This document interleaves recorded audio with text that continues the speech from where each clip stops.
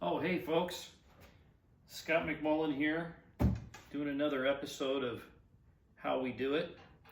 And right now we're going to talk about the planning phase of a restoration and how important it is to know what you're getting into, because you don't want to be one of those folks that doesn't finish the restoration.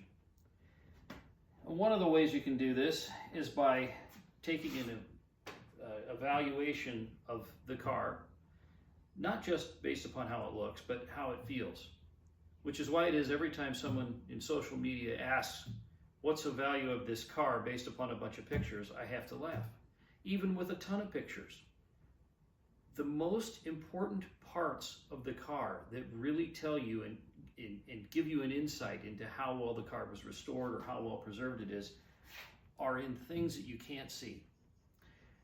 And I can tell you, just in the last week, I've looked at a couple of cars, absolutely perfect paint job on one of these cars, and yet the window doesn't work.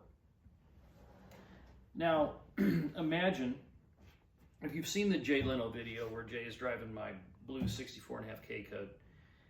Imagine how embarrassing that would have been as Jay was rolling that window up and down, trying to stay cool or get warm or whatever. And the window, if the window had frozen and stuck in position, or if it had clunked into place and whatever, you've got this amazing restoration and a window that doesn't work. Just not cool. So anyway, the driver's side door on one of these old cars can really tell you a lot about it, because it gets, well, the driver's side door got most of the wear and tear. Every time somebody got in the car to drive it, got out of the car, the door, it's open, closed. All of these little parts that are inside of here that move the window up and down, the door lock plunger up and down, the latch, all of those things take a beating every time this door is slammed, as well as when it's used. So you can really tell a lot. This car, for example, says 39,000 miles on the odometer, and honestly, when I first got this car, I thought it might be more like 139,000. But a closer inspection, looking at different parts of the car, the suspension, the tightness of the steering, various things on here, and the driver's side door, leads me to believe that that number is probably right. And let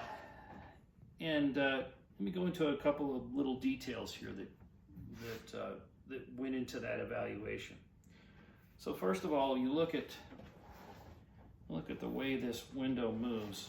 It's actually quite tight. There's not a lot of play in here.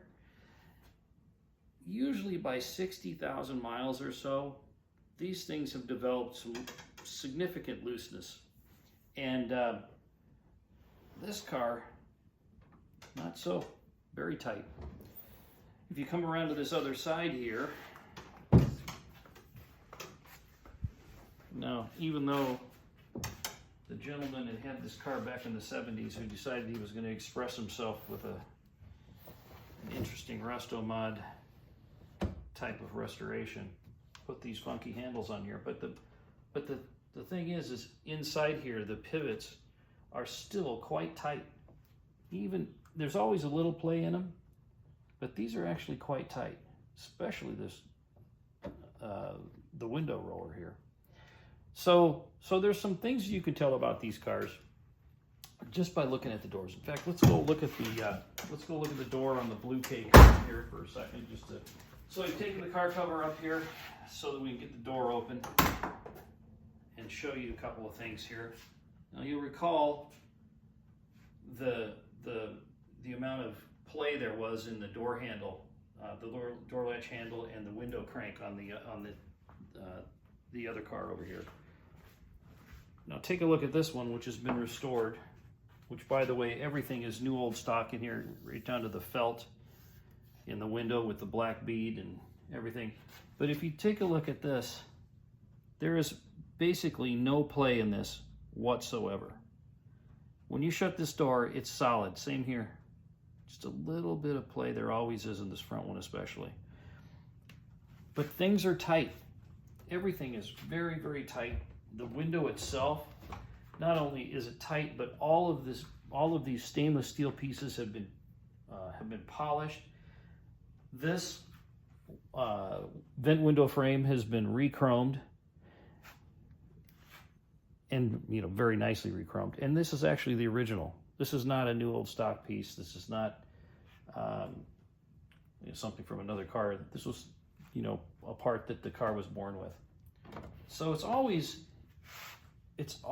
interesting to look at these driver's doors. Oh, one other thing. This is the original door panel on this car. We pulled these off, and the back side of this is stamped with June 19th of 1964. A lot of people don't appreciate that. Personally, I think this is one of the coolest things on these early cars. A detail that a lot of people overlook and just throw some Chinese reproduction door panel. These original ones are quite different from the late ones. These pleats are pretty flat. The material is pretty thin, and I just love the look. As soon as I look at one of these, I know that this is an original.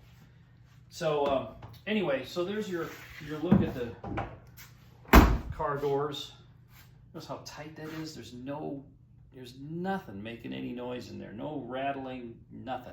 That's because the entire inside of this door was removed.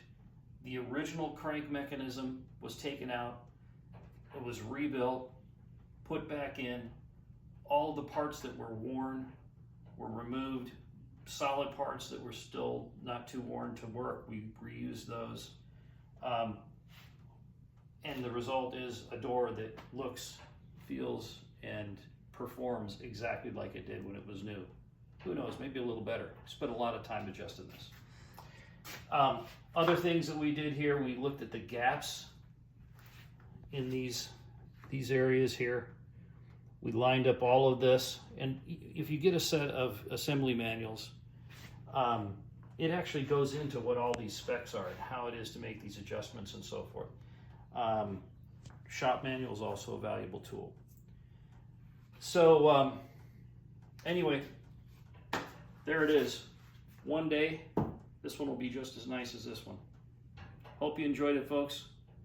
Be sure to like and follow me on Facebook, and happy restoration.